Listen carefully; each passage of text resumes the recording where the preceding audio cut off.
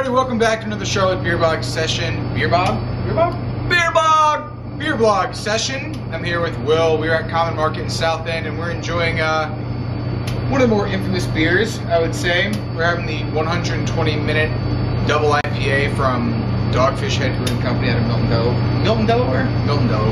Clearly, he's already had too much. Way too much of this. This is an off-centered beer for off-centered people. Yes. It definitely is. This is one of those beers that kind of blurs the line between liquor and beer.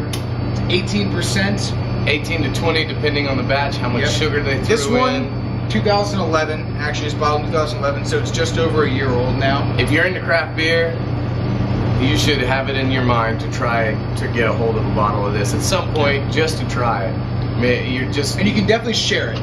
Yeah. You can definitely share this beer with if you have a bottle by yourself, well, good luck to you, sir. When it comes to big beers, 18 to 20%, typically you do want to share, not just because it's going to get you hammered off of 12 ounces if you drink a bottle alone, but also because there's a lot going on, there's a lot of flavor in these kind of beers. The bigger, the crazier it's going to be to achieve more out of the beer, not just making it a sugary malt bomb. So you're going to want to experience that, but not overdo it necessarily.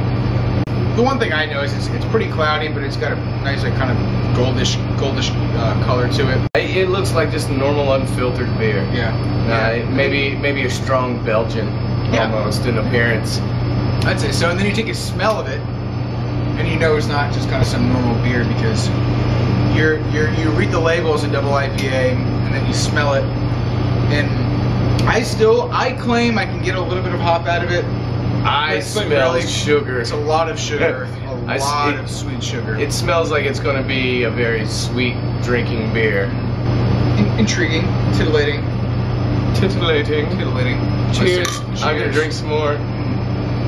It's got a really interesting flavor kind of progression, because the first thing I get is the hop, kind of very quickly though, and that really, very quickly that goes right into that malty sweetness, that sugariness, and then not too long later you feel that alcohol burn, and then it finishes very, very, very warm, and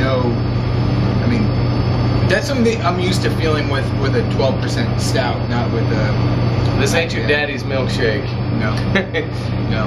I like it though. I get sugary grapefruit.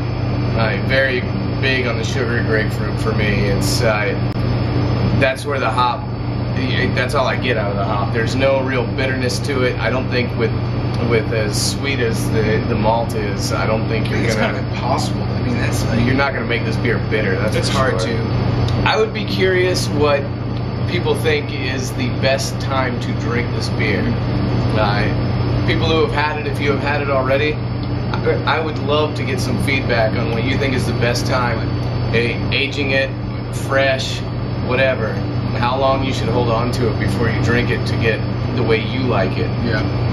For all the hype that the 120-minute gets, I think it does a pretty good job living up to expectations. I know it's not everybody's cup of tea, but such as beer. If you want something that's more boozy, and you can really taste the booze, go for the other big one like this from Dogfish, Worldwide Stout, which is a great beer. Yeah. But man, that thing can be big. They kind of joke about off-centered beer for off-centered people, but their whole persona is about pushing the envelope. The Worldwide Stout for a while was the highest alcohol content beer, and then all of a sudden, I can't remember who it was. Brewdog.